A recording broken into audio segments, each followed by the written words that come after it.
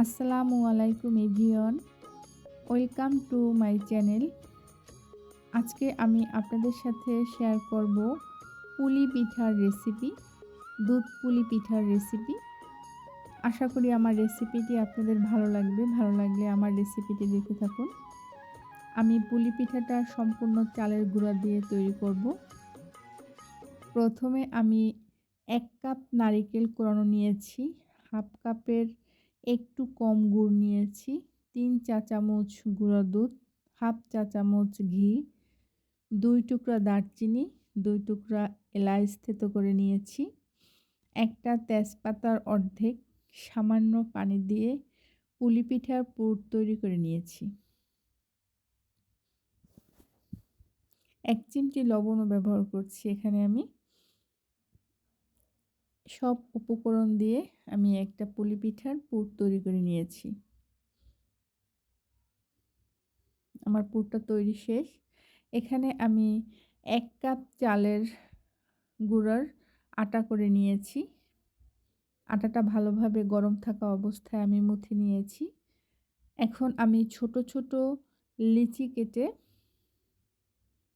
পুর দিয়ে আমি পুলি পিঠার শেপ করে পিঠাগুলো বানিয়ে নিচ্ছি।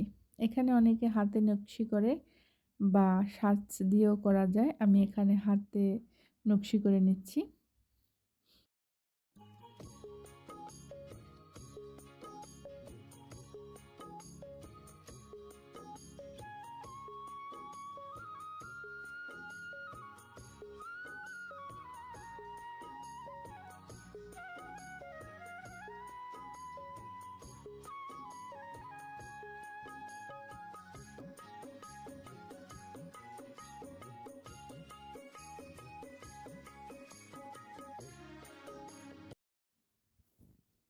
এইভাবে আমি সব পিঠাগুলো বানিয়ে নেব।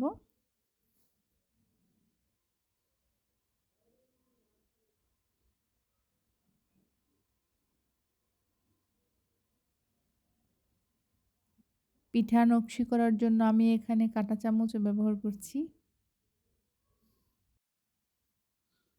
আপনারা রুটি করেও এরকম ছোট ছোট লুচি করে পিঠাগুলো বানাতে পারেন। তবে খেয়াল রাখতে হবে পিঠার রুটিগুলার জানি একটু মোটা হয়। মোটা হলে যখন আমরা পিঠাগুলা শিরা করব তখন পিঠাগুলো ভাঙবে না।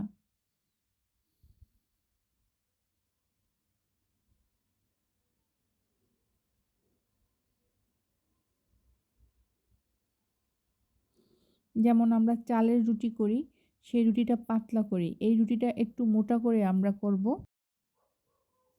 এখানে আমি 1 কেজি দুধ জাল করে হাফ কেজি মতো করে নিয়েছি, ঘন করে নিয়েছি এবং 5 চামচ গুঁড়া দুধ দিয়েছি, 1 চিমটি লবণ দিয়েছি, একটা তেজপাতা দিয়েছি, 2 টুকরা দারচিনি, 2টা এলাচ দিয়ে আমি ভালোভাবে বলক করে পিঠাগুলো দিয়ে দিয়েছি। অনেকে এখানে গুড় ব্যবহার করে শিরার জন্য।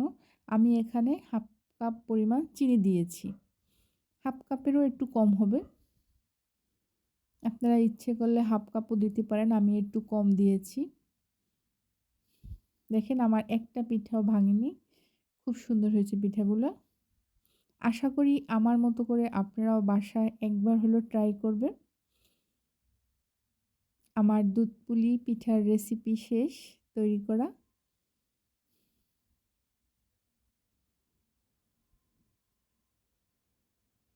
Thanks for watching. আল্লাহ হাফেজ।